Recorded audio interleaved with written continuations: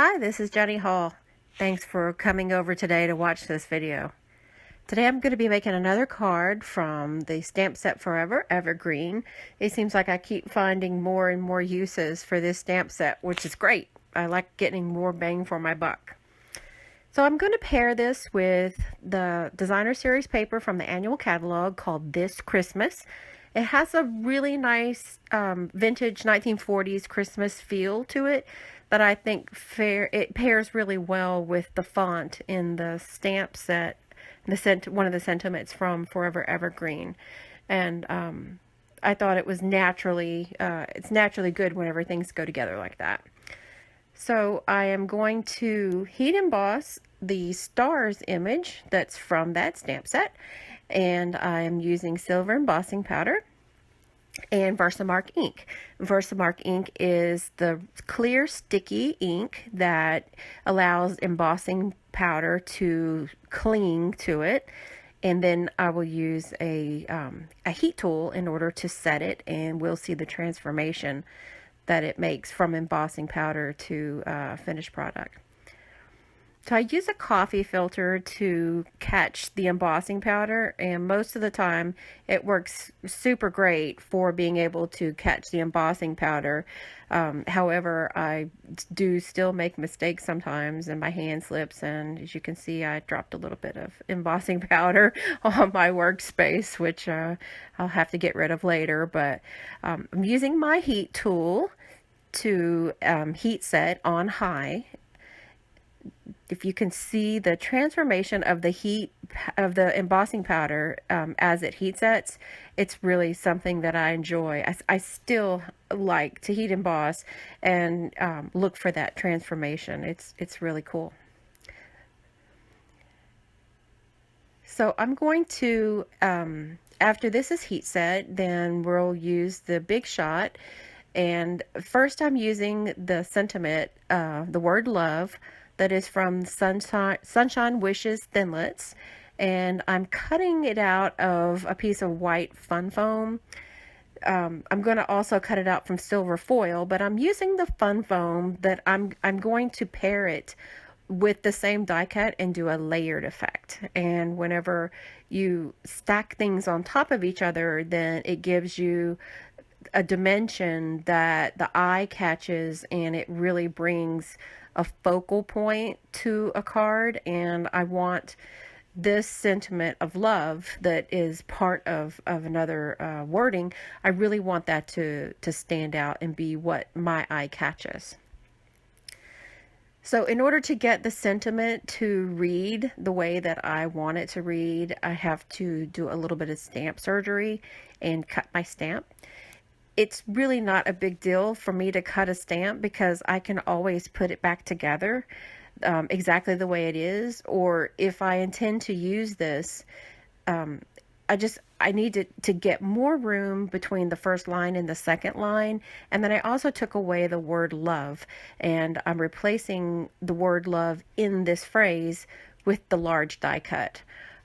That's what I wanted to emphasize on the card, was the word love. So I take the piece of fun foam and use the fine tip glue pen and put the foil on top of it, and then it takes maybe a minute or two for the glue to set. It takes a little bit longer since it's foam. And I find that when you're stacking die cuts, if you want them to go together easier, kind of start in the middle. For this word, it was right between the O and the V. And if you match those pieces up together, then they seem to help the rest of all the letters to stick together. So I put an object on top of it to kind of give it a little light pressure for just a few minutes while I'm working on another portion of the card. And just that little bit of time to sit up allows the two pieces that are layered to be able to really turn into one unit.